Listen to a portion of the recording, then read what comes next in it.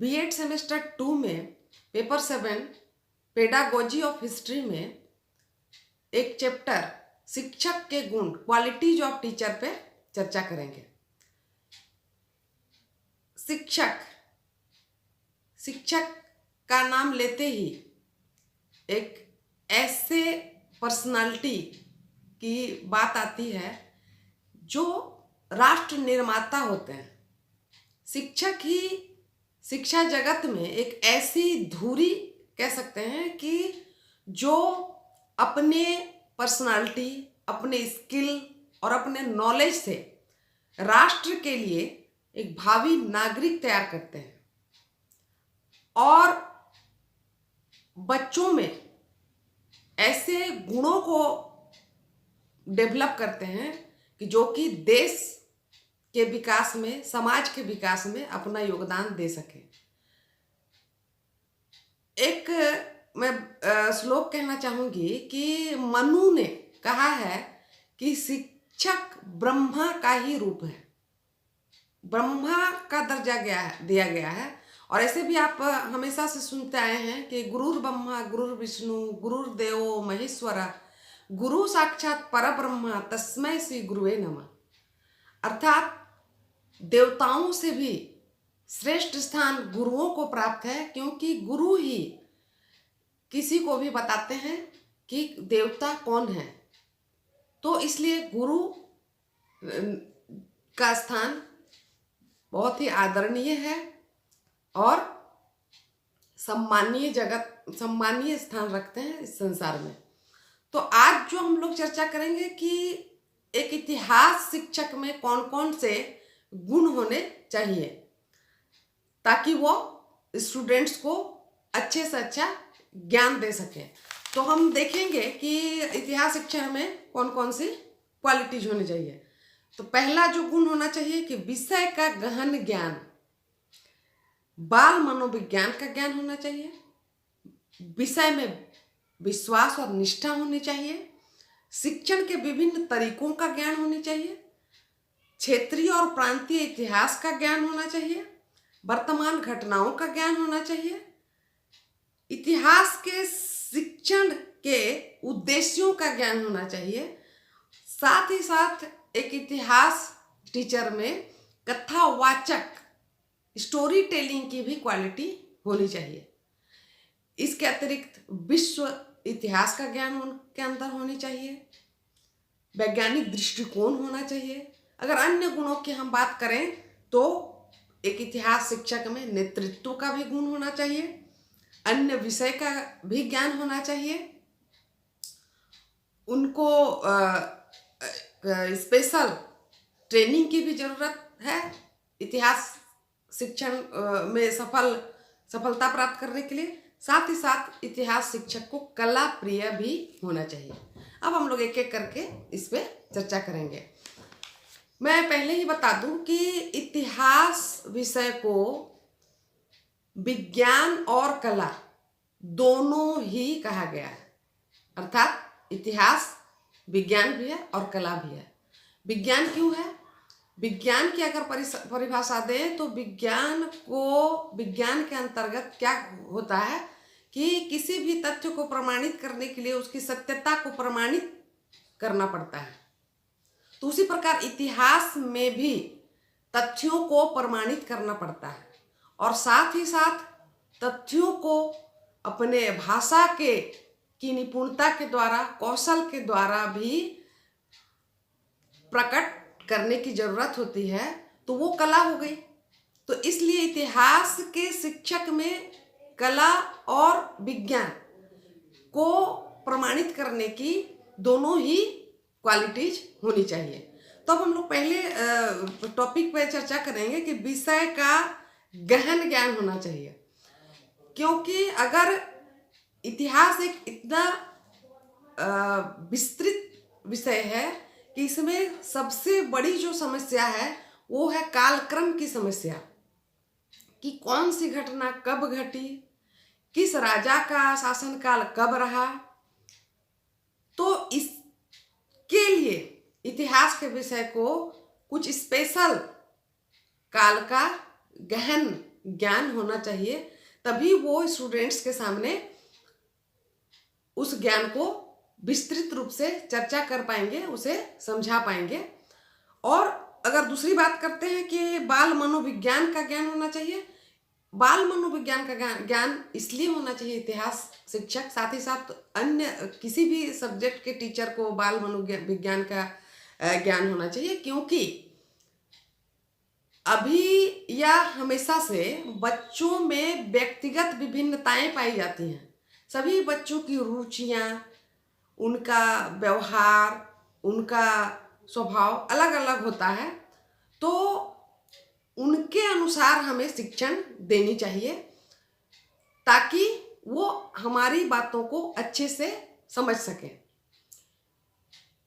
जैसे कुछ जो बच्चे हैं वो बहुत ज़्यादा प्रखर बुद्धि के होते हैं, या और कुछ बच्चे धीरे धीरे सीखते हैं, तो उनके अनुसार इतिहास का ज्ञान दिया जाना चाहिए। तो इसके लिए शिक्षकों को, इतिहास के शिक्षकों को बाल मनोविज्ञान का ज्ञान होना बहुत जरूरी है ताकि वो अच्छे से क्लास ले सकें।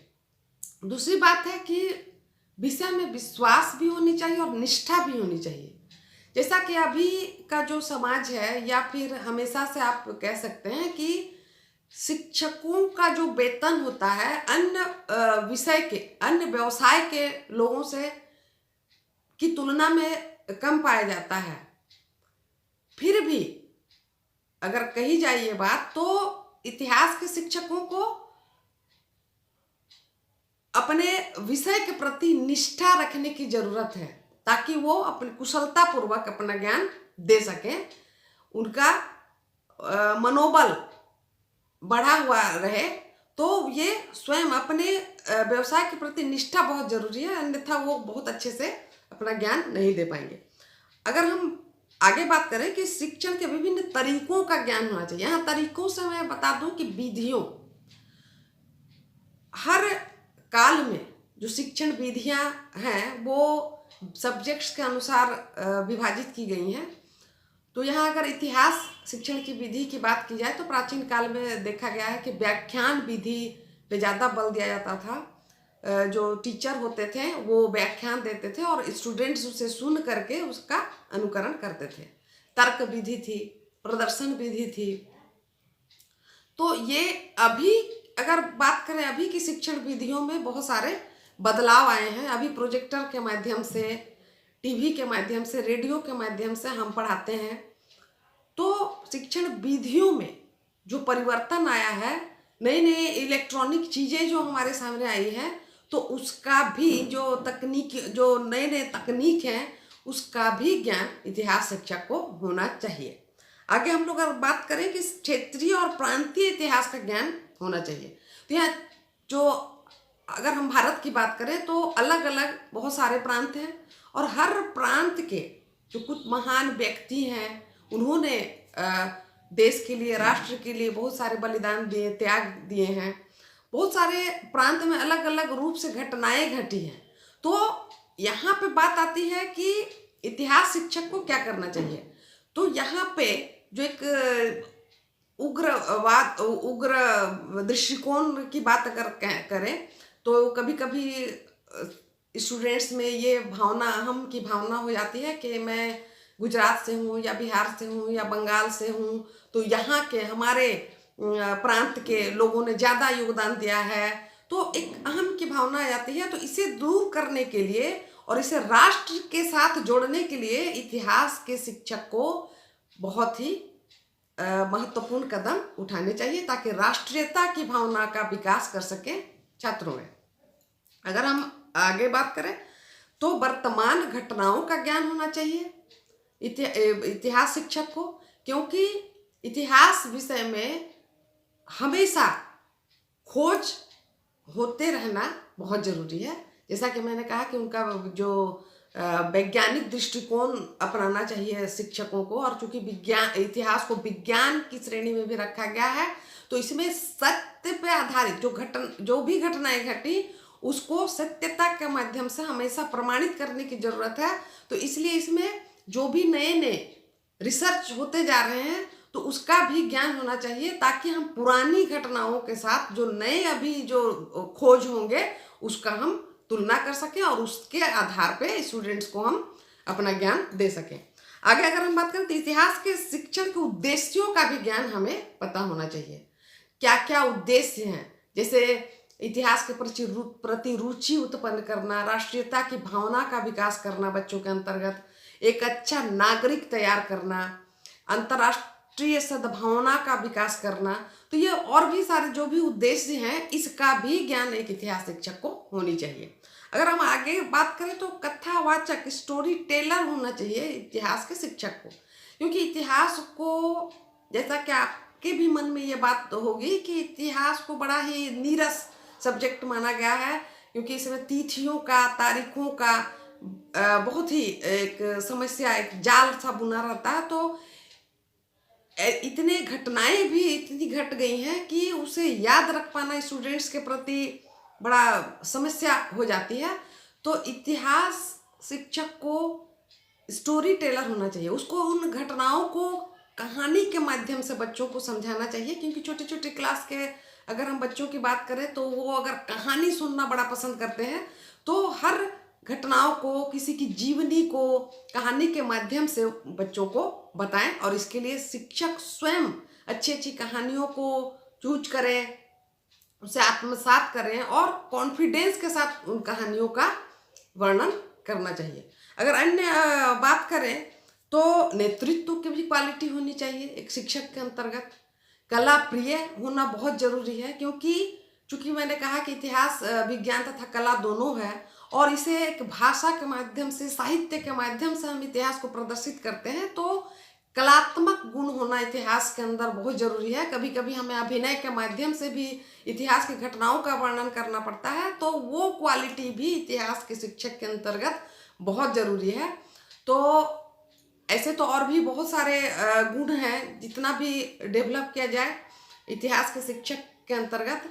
तो अगर अंत में अगर हम बात करें तो इतिहास के शिक्षक की जो पर्सनालिटी होती है, ये बहुत महत्वपूर्ण गुण माना जाएगा इसे भी, क्योंकि अगर पर्सनालिटी की बात करें तो इतिहास के शिक्षक ऐसे मानव होना चाहिए कि जो कि बच्चों में एक मानवता के अच्छे अच्छे गुणों का विकास कर सके। जैसे समाज में रहने के लिए हमें सामाजिकता की ओर, समाजीकरण, बच्चों की समाजीकरण का भी हमें ध्यान देना चाहिए, ताकि बच्चे में एक अच्छे नागरिक के गुणों का हम विकास कर सके। तो इतिहास शिक्षक में ये जितनी भी क्वालिटी मैंने चर्चा की है, वो सारे गुण होने चाहिए। तो उम्मीद है आप लोगों को पसंद आया होगा। Thank you so much.